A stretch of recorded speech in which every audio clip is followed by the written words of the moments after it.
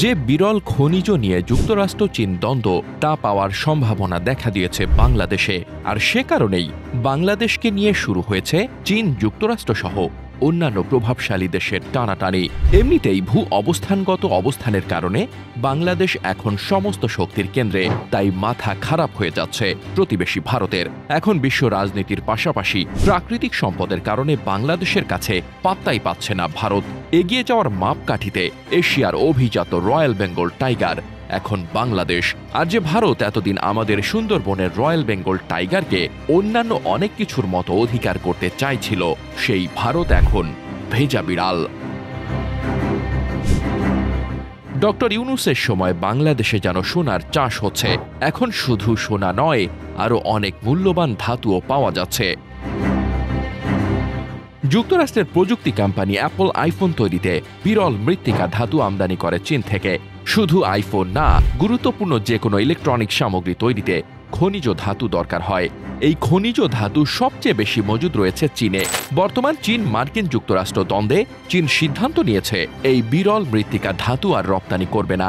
যুক্তরাষ্ট্রের প্রভাবশালী গণমাধ্যম নিউ ইয়র্ক টাইমসে 13 এপ্রিল প্রকাশিত এক প্রতিবেদনে বলা হয়েছে, সম্প্রতি চুম্বকসহ বিরল মৌলের রপ্তানি বন্ধ রাখার জন্য নির্দেশ দিয়েছে চীনের বাণিজ্য মন্ত্রণালয়।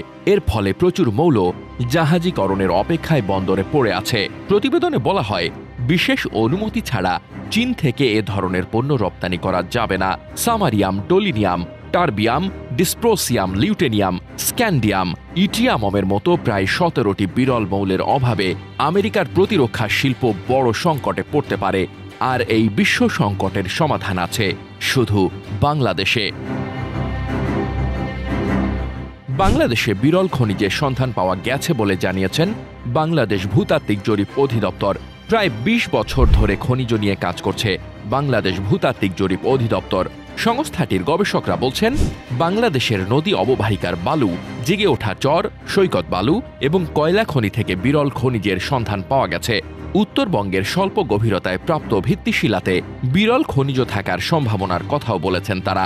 গবেষকদের ধারণা, সিলেট, সুনামগঞ্জ ও ময়মনসিংহ জেলার পাহাড় থেকে নেমে আসা পানির স্রোতধারার পললের সঙ্গে তেজস্ক্রিয় মৌল ও বিরল ধাতু থাকতে পারে।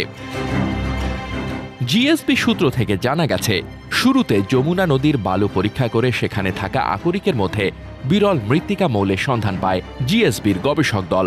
জিএসবির অর্থনৈতিক ভূতত্ত্ব বিভাগের পরিচালক মোহাম্মদ আলী আকবর জানান, 2016 সালে যমুনা নদীর বালুতে আমরা ভারী আকরিকের সঙ্গে উল্লেখযোগ্য পরিমাণে বিরল মৃত্তিকা মৌল পেয়েছি। এর সঙ্গে কিছু মাত্রায় লিথিয়াম, ইউরেনিয়াম এবং থোরিয়ামও পেয়েছি। শুধু তাই নয়, দেশের প্রায় সবকটি নদীতে এগুলো পাওয়ার সম্ভাবনা রয়েছে।